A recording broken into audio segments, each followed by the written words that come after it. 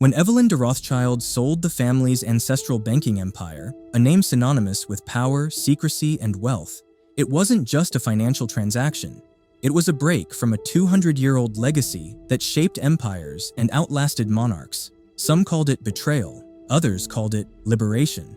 But one thing is certain. For a man born into history's most legendary banking dynasty, Evelyn's greatest legacy was not what he built, but what he let go of. This is the story of the Rothschild renegade, the man who was born to inherit the crown of global finance, and chose, instead, to write a different ending. Evelyn Robert Adrian de Rothschild was born on August 29, 1931, in London, into a world already shaped by unimaginable wealth, legacy, and expectation. His father, Anthony Gustave de Rothschild, was a prominent banker, while his mother, Yvonne Cahen d'Anvers, hailed from a French-Jewish aristocratic lineage. Evelyn's very name honored his uncle, Evelyn Aquila de Rothschild, who was killed during World War I. As World War II escalated, young Evelyn was sent to the United States, spending part of his boyhood away from the destruction in Europe. This early dislocation may have influenced the worldly, independent streak he would later display. He returned to Britain for his education at Harrow School, one of the UK's most prestigious institutions, known for shaping the country's elite. After Harrow, he went on to Trinity College, Cambridge, to study history. But academia didn't hold him. Like many scions of old money, Evelyn had the privilege of drifting, a luxury of his class. He dropped out before earning a degree. At this time, he wasn't yet tied to the banking world. Instead, he traveled widely, mingled in high society, raced thoroughbred horses, and embraced a lifestyle of polo, fast cars, and continental leisure. The Rothschild family had long operated under an unspoken tradition. Responsibility would eventually call. But for Evelyn, the call didn't come urgently. It wasn't until 1955, at age 26, that he officially joined N.M. Rothschild & Sons, the London-based banking house that had served monarchs and ministers for generations. His father had recently retired due to illness, and the bank's leadership was in flux. This period wasn't just formative, it was telling. Evelyn didn't inherit a business out of necessity. He chose it, slowly, deliberately, and on his own timeline. Once inside the gilded walls of N.M. Rothschild & Sons, Evelyn began what would be a slow but calculated climb. In these 2 decades, from the late 1950s, he'll figure, albeit in his own reserved and distinctly English style. He didn't seize control immediately. The Rothschild tradition emphasized stewardship over ambition. In 1968, Evelyn was appointed director at de Rothschild Frères, the French branch of the family's banking empire, a sign of growing confidence in his capabilities on both sides of the channel. That same year, a personal milestone occurred. Evelyn married Jeanette Bishop in 1966, a woman connected to elite British industry, but their marriage was short-lived. By 1971, they divorced. Their time together left no children, only questions. Jeanette would later be linked to a tragic event that still draws whispers, her mysterious death in the early 1980s alongside the Rothschild family's former cook, Gabriella Guérin. Meanwhile, Evelyn's professional life advanced. In 1973, he married Victoria Lou Schott, the American daughter of Florida property magnate Louis Schott.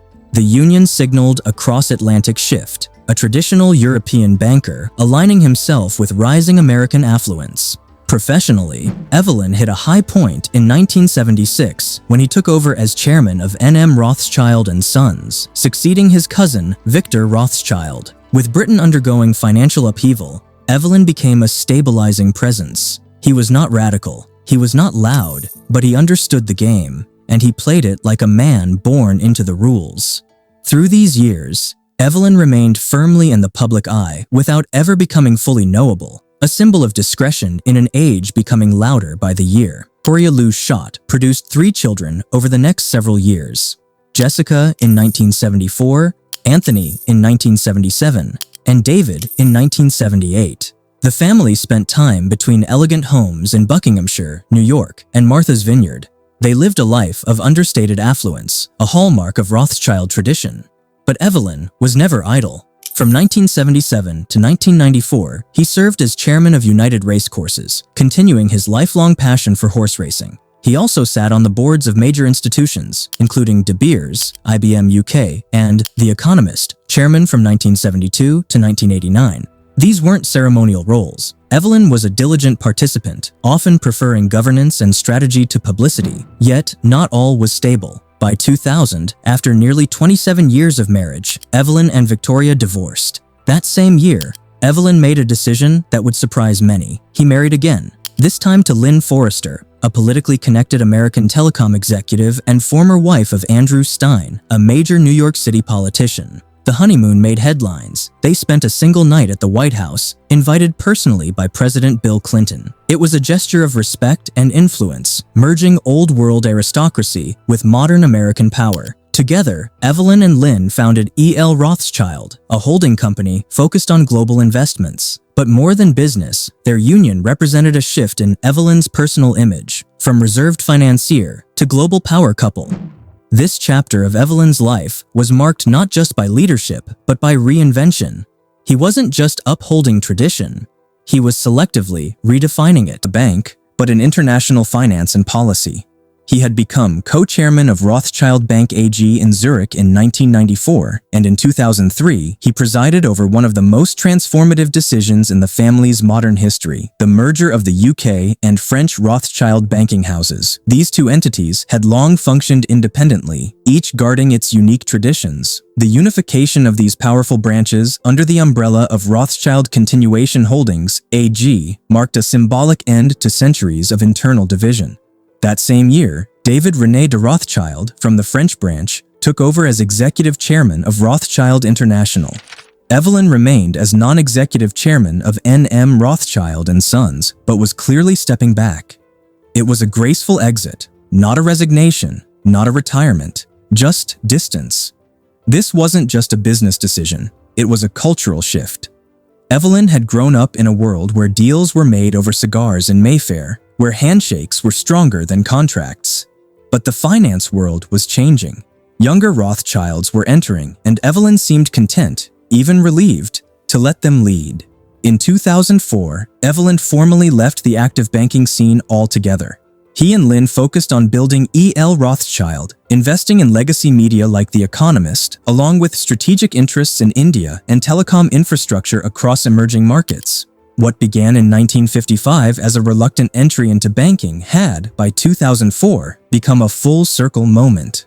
Evelyn, now an elder statesman, had ensured the Rothschild legacy was structurally unified, even if he no longer held the reins. Engaged. His philanthropic reach was vast. The Aranda Foundation, which he founded in 1967, continued its quiet but impactful work, funding research in medicine, education, and social welfare. He believed philanthropy should be practical, not performative, and that belief shaped every board he sat on.